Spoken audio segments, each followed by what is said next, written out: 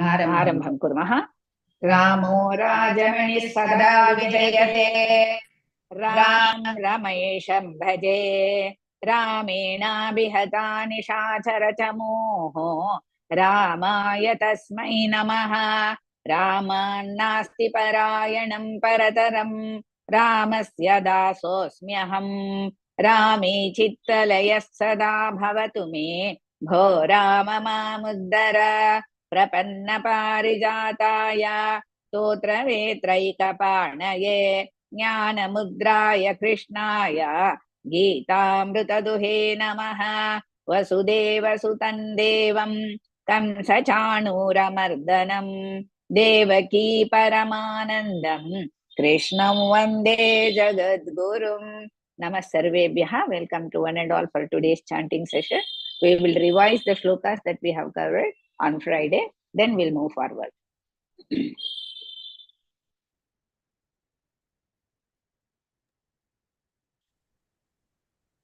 Anita, yes, Bhagini.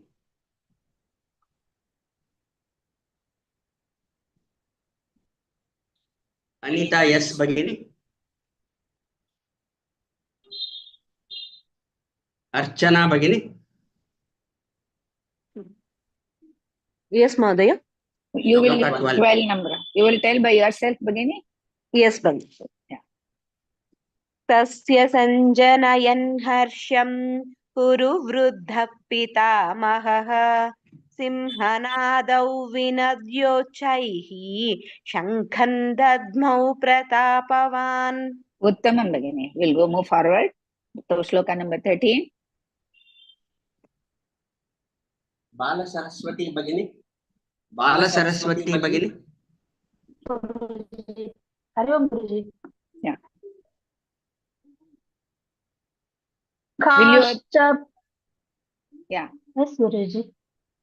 Tata Sankhascha Peryascha Panavanaka Gomukhaha Sahasaivapyahanyantha Sasaptastumulo Bhavat. Uttamam, Bhagini. Shloka number 14.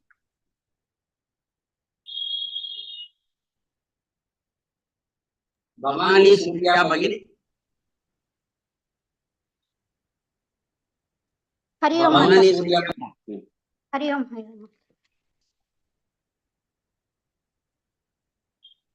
ततश्वेतैर्हयैर्युक्ते महति स्यन्दने स्थितौ माधवः पाण्डवश्चैव दिव्यौ शङ्खौ प्रदध्मतुः.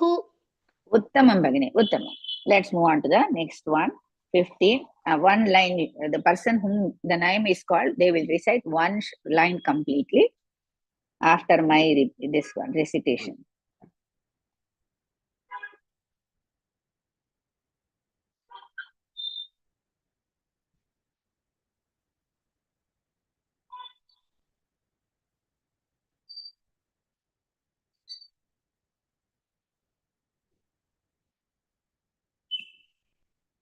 Bharati, Bhagini.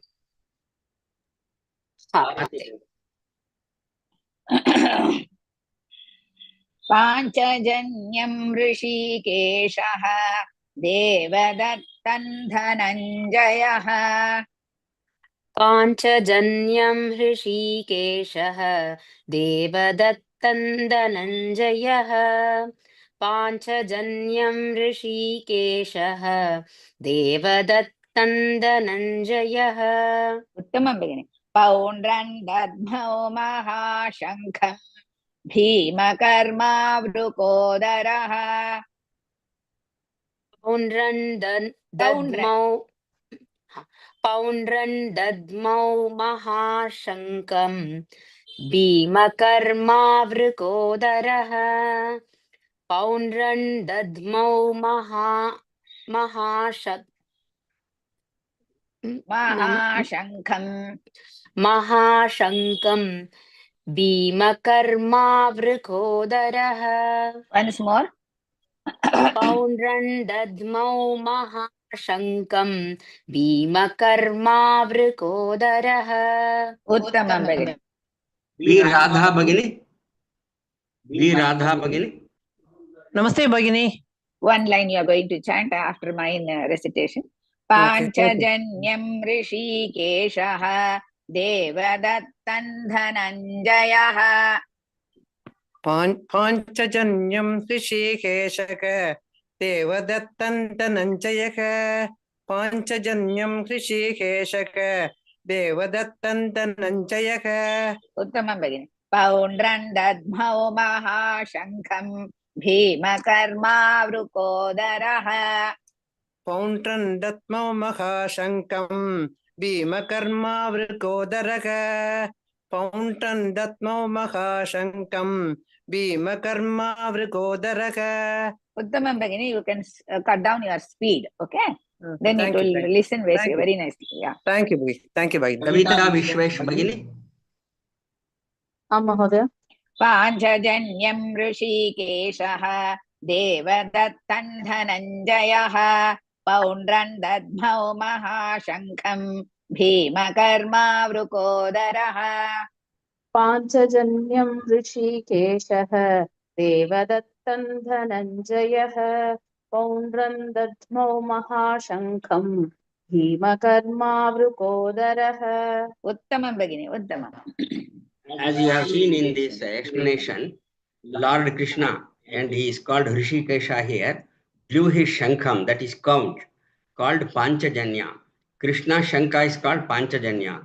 Arjuna blew his. You are muted. Illa. Somebody. Arjuna's Shankha is called Devadatta. So Arjuna blew his Shankha called Devadatta. Bhima, the ferocious eater and performer, Herculean task, he can do anything, blew his mighty Shankam called Poundram. So let us go.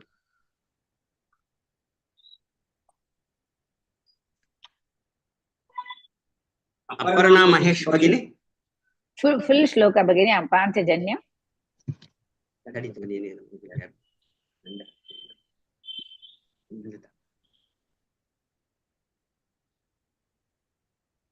पाञ्चजन्यं ऋषिकेशः देवदत्तं धनञ्जयः पौण्ड्रं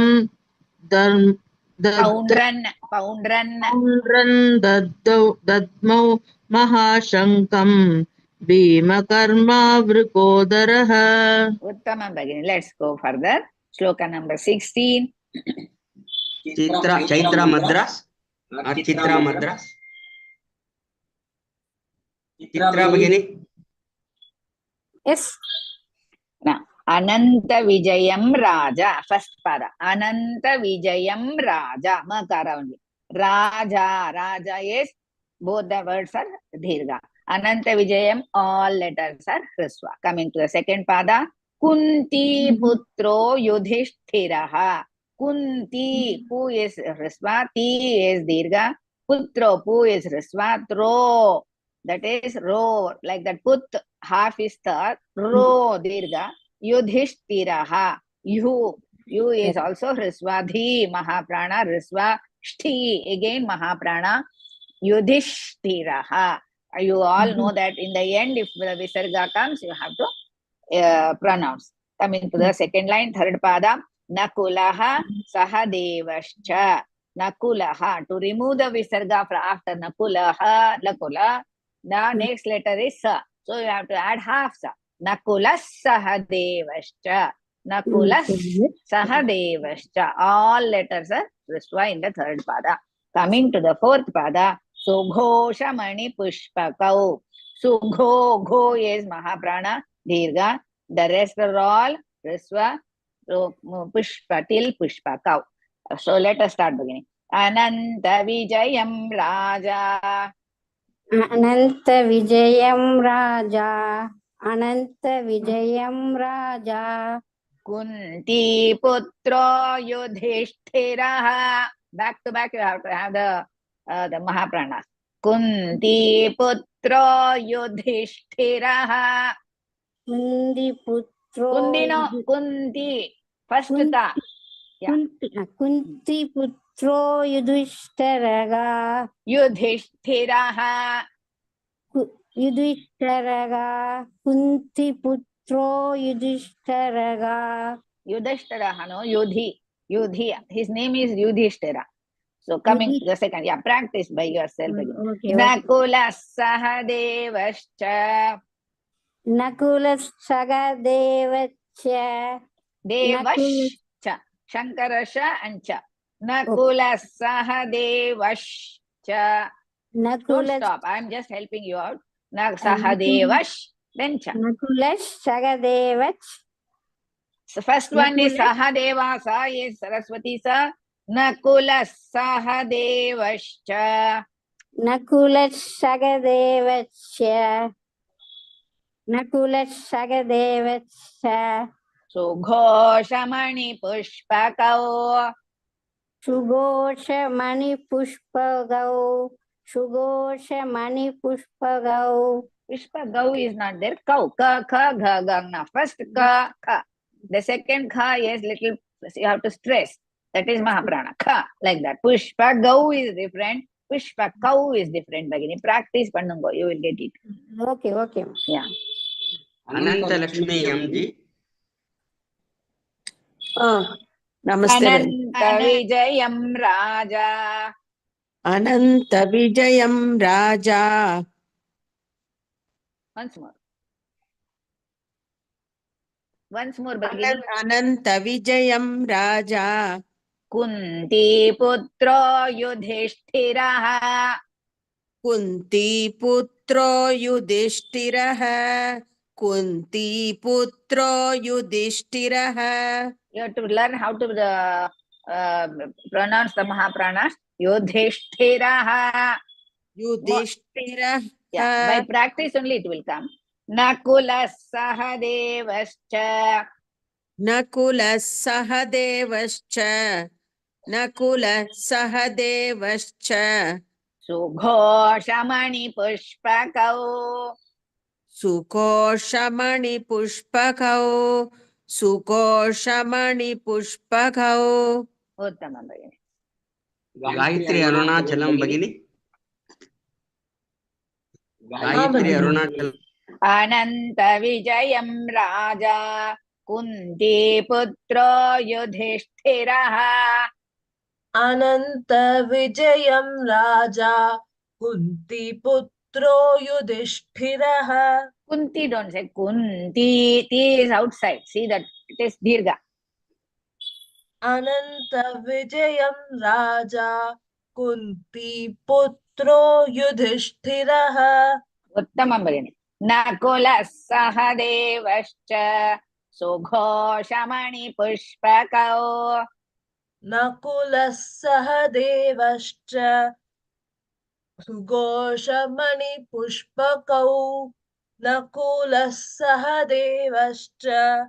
Sugoshamani Pushpakau. Sughosha is not there. Sughosha is Rasva. Sughoshamani Pushpakau. Sugoshamani Pushpakau. Sugoshamani Pushpakau. Now repeat the second line. Nakula Sahadevascha. Sugoshamani Pushpakau. Uttamam Bagini. Uttamam. Swarad okay Bagini. Ananta Vijayam Raja. Kunti Putro Yudhishthiraha. Nakula Sahadevascha. Sughoshamani Pushpakau. Ananta Vijayam Raja Kunti Putro Yudhishthiraha Nakulaha Sahadevascha. Nakulaha is not there. I told you to remove the Visarga. Next letter we are seeing. Next letter is Sa. So half Sa it should be added in between Nakula and Sahadev. Nakulas. Nakulas Sahadevascha Sughoshamani Pushpakau. Don't stop anywhere. Sugho. Wait. Again. Sughoshamani Pushpakau. Sughoshamani Pushpakau. Now repeat. Ananta Vijayam Raja कुन्तीपुत्रो युधिष्ठिरः नकुलः सहदेवश्च सुघोषमणिपुष्पकौ। उत्तमम् उत्तमं भगिनि. N पद्मा भगिनी. फुल् श्लोक भगिनि. अनन्तविजयं राजा कुन्तीपुत्रो युधिष्ठिरः नकुलः सहदेवश्च सुघोषमणिपुष्पकौ. No stop here anywhere. Sughosha, if you start the pada, end there only. Sughosha, then Mani Pushpakau. No. Sughosha Mani Pushpakau. सुघोषमणिपुष्पकौ. Uttamam Bhagini. Uttamam. Next shloka. Sanjaya continues to say that King Yudhishthira is Dharmaraya. Dharmaraya blew his Shankam called, his Shankha is Ananta Vijaya. And Nakula blew his Shankha which is called Sughosha. And Sahadeva blew his Shankam called Mani Pushpaka. So all of them are blowing their own Shankas. We'll move on to the next one. Shloka number 17. Geeta Shekhar Bhagini. Geeta Shekhar Bhagini. Namaste Mahodaya. Yeah. Bhagini, kindly mute yourself. When after the explanation, you will unmute and unmute pannungo later. Kashyascha Parameshwasaha. First pada. Kashyascha. Kash. First Shankarasha. Kashyash. Both are Shankarashas. Kashyascha. Kashyascha. Kashyascha. That is, Ka is Dirgha. Parameshwasaha. Parameshwasaha. Parame, me is Dirgha. Shva, Va is Dirgha. Sha is half. Saha. In the end of the pada, if you have the Visarga, you have to pronounce. Kashyascha Parameshwasaha. Shikhandi cha Maharatha. She is Risva. Ka is Mahaprana. Kandi, D is Dirgha.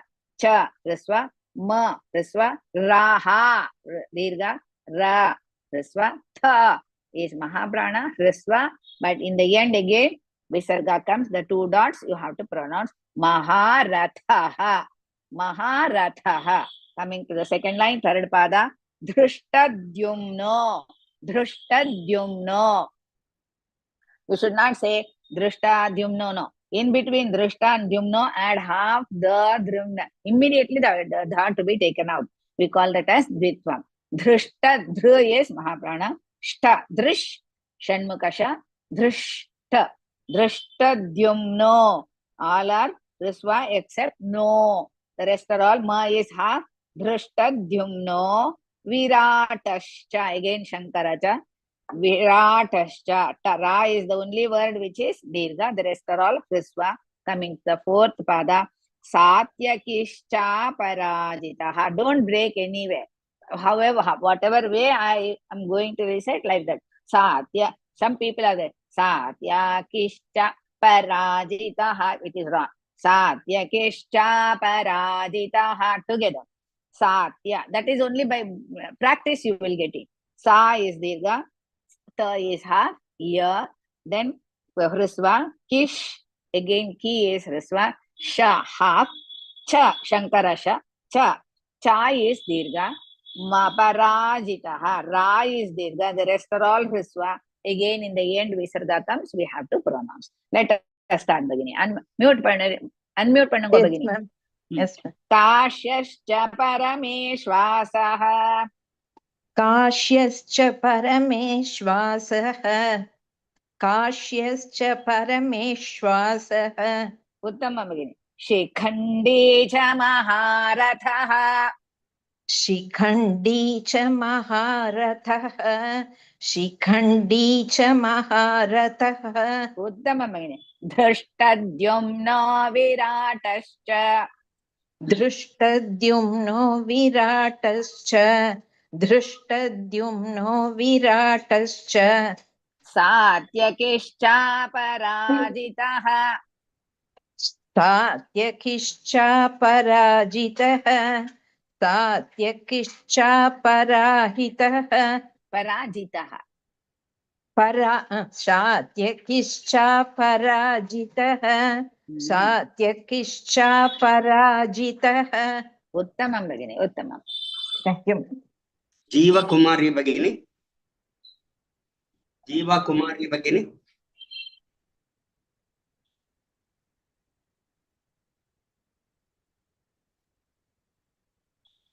Okay जय श्री कृष्ण काशश्च परमेश्वासः இன்னொரு தடவை சொல்லுங்கம்மா எனக்கு கொஞ்சம் சரியா கேட்கல काशश्च परमेश्वासः काशस्य परमेश्वा सः शः सरस्वती स काश्यश्च काश्यश्च எனக்கு கொஞ்சம் ஒவ்வொரு வேர்டா மட்டும் கொஞ்சம் சொல்லுங்க काश्यश्च काश्यश्च two times I'm breaking काश ओके काश्यश्च काश्यश्च परमेश्वासः परमेश्वादः वासः स्वातः वा वा वातः वासः स सरस्वती स परमेश्वा सः वासः वासः परमेश्वासः शिखण्डी शिखण्डी शिखण्डी च च च महारथः महारथः महारथः धृष्टद्युम्नो दृष्टद्युम्नो दृष्टद्युम्नो विराटश्च विराटश्च विराटश्च सात्यकिश्च सात्यकिश्च साध्यकिष्ट साध्य is also not the sat ta सात्यकिश्च साध्यकिष्ट पराजितः पराजितः पराजितः practice பண்ணுங்க भगिनी you will come to get it okay thank you ji Kiran भेल भगिनी किरण भेल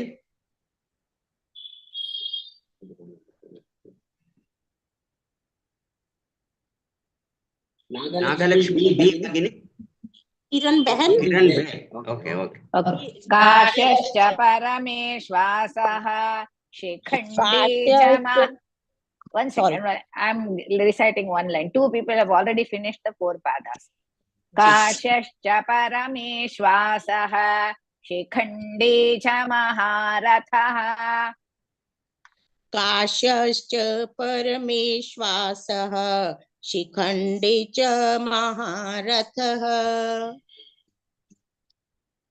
once more काशश्च परमेश्वासः शिखण्डी च महारथः Shikhandi is not Shikhandi d is दीर्घ शिखण्डी च शिखण्डी च महारथः उत्तम धृष्टद्युम्नो विराटश्च सात्यकिश्च पराजितः दृष्टधुम्नो धृष्ट दृष्टधुम्नो विराटश्च सात्यकिश्चापराजितः दृष्टधुम्नो विराटश्च सात्यकिश्चापराजितः उत्तमं भगिनी the more you practice you will get it जी जयंती नारायणन भगिनी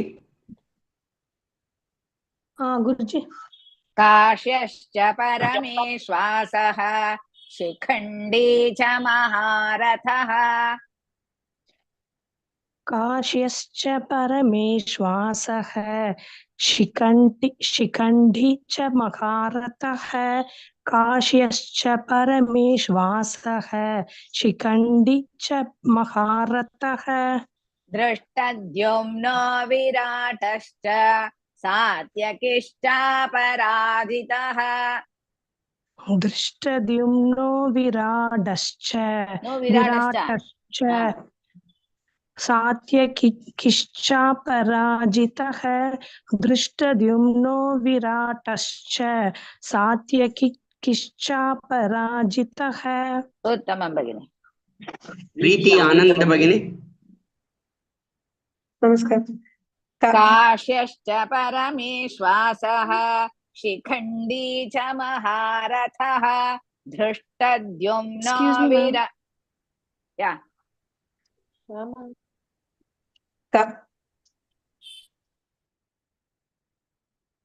प्रीति आनंद भगिनी. Others please mute.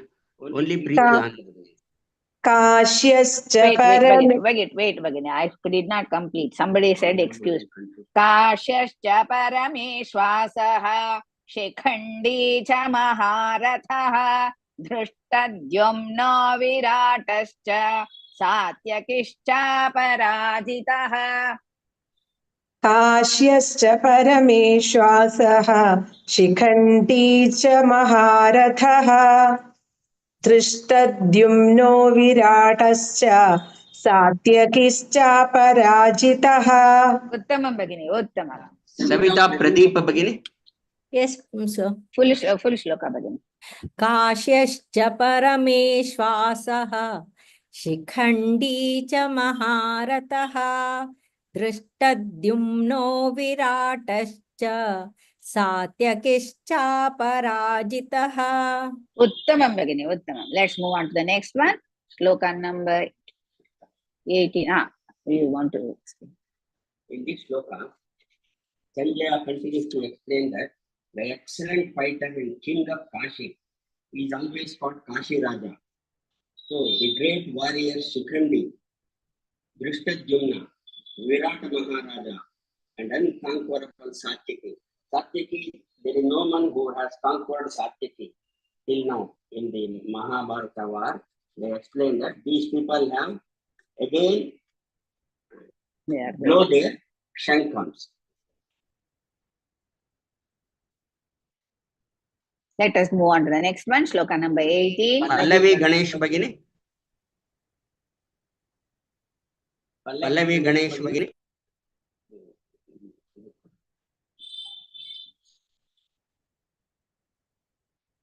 Sara yes Bhagini. Sara yes Bhagini. Namaste Mahodaya. Sarala yes. Sarala yes.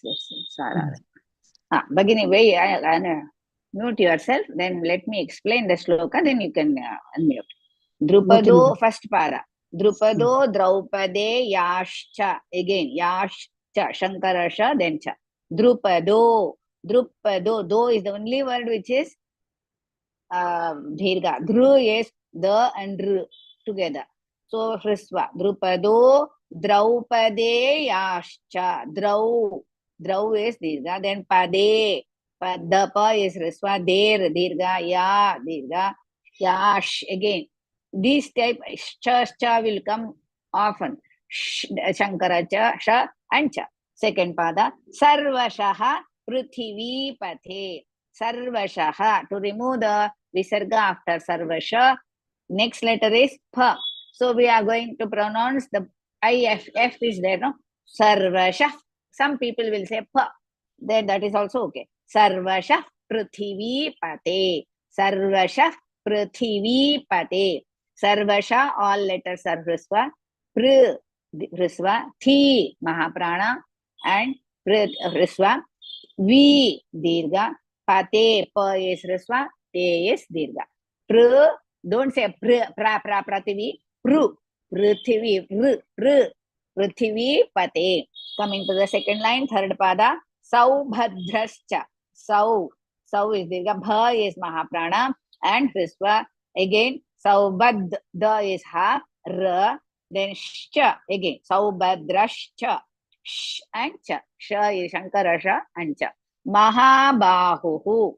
Maha, Ha is Dirga, Ba is Dirga, Ma and Hu are Hrisva. And the end of the pada, Visarga comes, we have to pronounce. Coming to the fourth pada, Shankhan Dadmoho Prithak pruthak. Shankhan. Kha is Mahaprana as well as Dirgha. Na is Riswa. Sha is Riswa. Shankhan. Dadmuhu. The, du, mu, hu. The, second the. Ta, ta, the. So, dadmuhu is there. To remove the visarga from the after dadmuhu, what we are, next letter is, we are going to, our eyesight should go to the next letter, pa. So, again, dadmuh, pruthak, pruthak. Dadmuh, pruthak, pruthak. So, dadmuh, mu, that is the second the Mahaprana, mu, dadmuh, pruthak, pruthak. Again, tha, both the sides, letters, ka is half and tha is Mahaprana Hrisva. Let us start. Begin. Drupado Draupadeyascha. Drupado Draupedeyascha. Drupado Draupedeyascha. Don't, Drupado, don't drag too much. Only two matrakala. Drupado Draupadeyascha. Drupado Draupedeyascha. Drupado Draupedeyascha. Sarvashah Prithivipate. Sarvashah Prithivipate. Prithvi is not there. Prithvi. Prithivipate tha. Second tha. Sarvashah Prithivipate. Uttamam. Sarvashah Prithivipate. Uttamam bagini. Saubhadrascha Mahabahuho. Saubhadrascha Mahabahuhu. Saubhadrascha Mahabahuhu. Shankhan dadmuh prathak prathak. Shankha dadmuh prathak prathak. Shankha dadmuh Wait, prathak. Shankhan, na is also there. I'm not able to hear that na. Shankhan, half na is there. Shankhan dadmuh prathak prathak. Shankha dadmuh prathak. Shankhan, kana is there. Shankhan. Shankhan dadmuh prathak prathak. Shankha dadmuh prathak prathak. You are again saying Shankha, Shankhan. Practice pannunga. Pallavi Ganesh Bagini. Yes, madam. Thank you. Pallavi Ganesh Bagini. Yes, ma'am. Drupado Draupadeyascha. Drupado Draupadeyascha. Sarvasha. No. I never asked you anything. Do 2 times whatever I say, you repeat. Drupado Draupadeyascha. Drupado Draupadeyascha. Drupado Draupadeyascha. Uttamam bagini. Sarvashah Prithivipate. Sarvasha Prithivipate. Sarvasha Prithivipate. Prithivipate, no. Prithivipate. Prithivipate. Prithivipate. Saubhadrascha Mahabahuho. Saubhadrascha Mahabahu. Bahuhu. Okay. Saubhadrascha Mahabahuhu. Saubhadrascha Mahabahuhu. Shankhan dadmuh prathak prathak. Shankhan dadmuh prathak. Shankhan dadmuh. Shankhan dadmuh. Damu no. Dad. 2 dhas. Dadmuh. Shankhan dadmuh. No. Dadmuh. Shankhan dadmuh. Shankhan dadmuh. Shankhan dadmuh. Dad. 2 times the. Shankhan dadmuh. Okay. Shankhan dadmuh prathak prathak. Shankhan dadmuh prathak prathak. Now we practice this dadmu na very well. Once more. Shankhan dadmuh prathak prathak. It's very simple. You are pronouncing all words so well. Dadmuh. Dad. Shankan dadmuh. Yes. Prathak. Prathak. Shankan dadmuh. Prathak. Prathaka. Uttamam. Practice. Very good. Okay, ma'am. Thank you. Nitya Bhagini. Nitya Bhagini.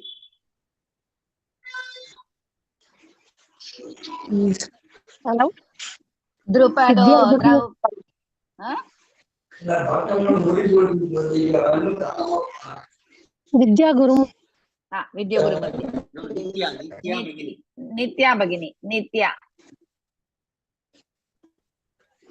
Namaskaram. Drupado Draupadeyascha Sarvashah Prithivipate.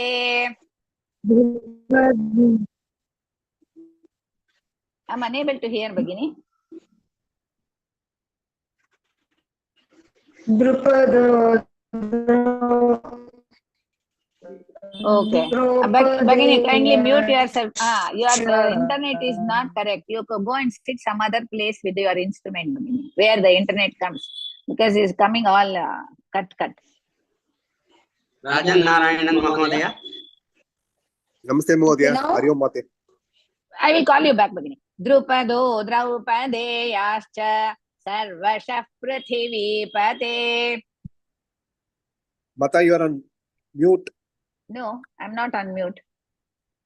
I am hearing. Drupado Draupadeyascha Sarvashah Prithivipate.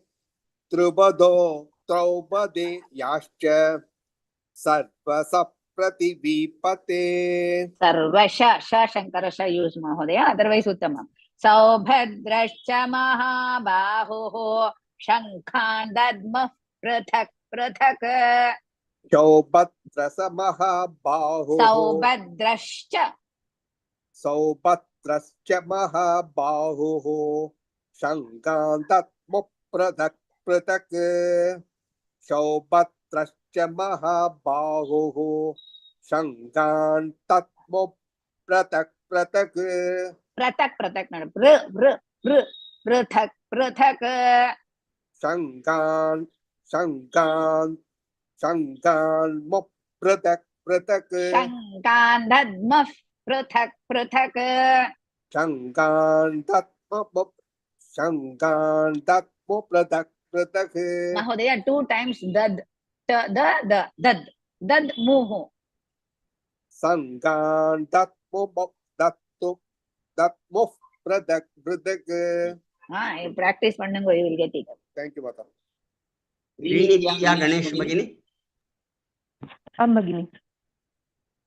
I think the lady who was having to Drupado Draupadeyascha Sarvashah Prithivipate. Saubhadrascha Mahabaho Shankhan Dadma Prathak Prathak.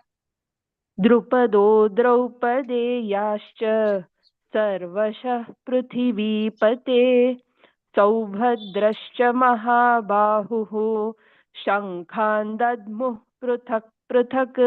Uttamam Bhagini, Uttamam. धन्यवाद.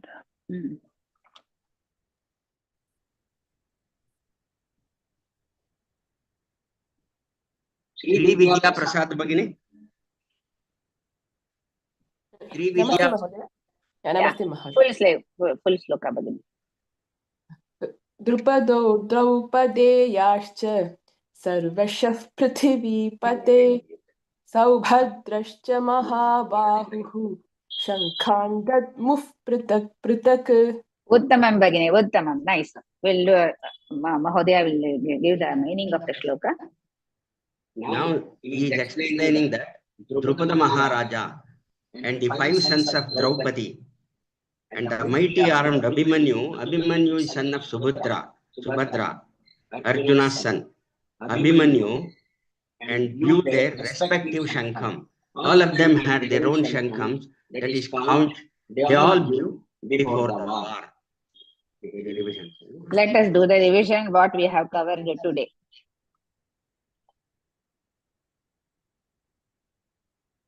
Lakshmi Kashi Bhagini. Lakshmi Kashi Bhagini. पाञ्चजन्यं ऋषिकेशः देवदत्तं धनञ्जयः पौण्ड्रं दद्मौ महाशङ्खं भीमकर्मावृकोदरः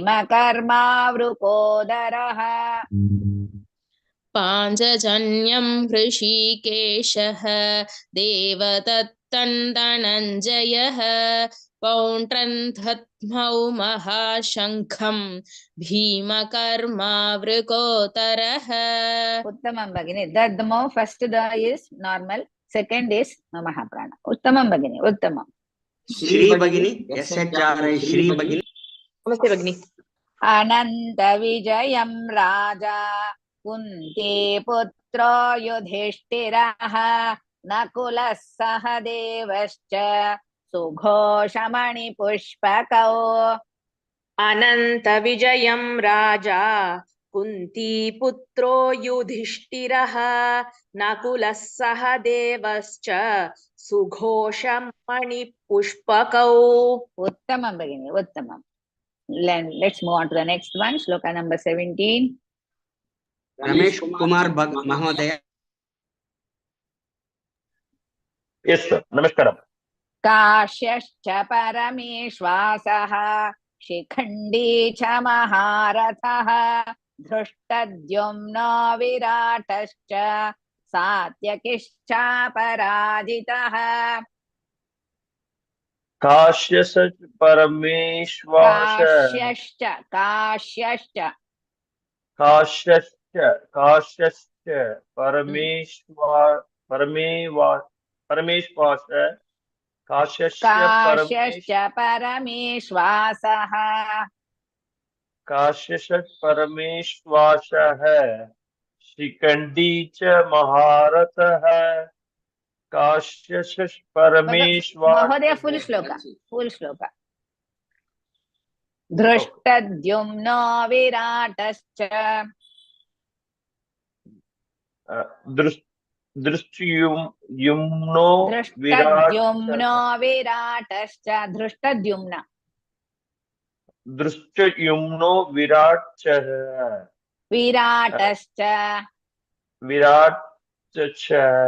सात्यकिश्च पराजितः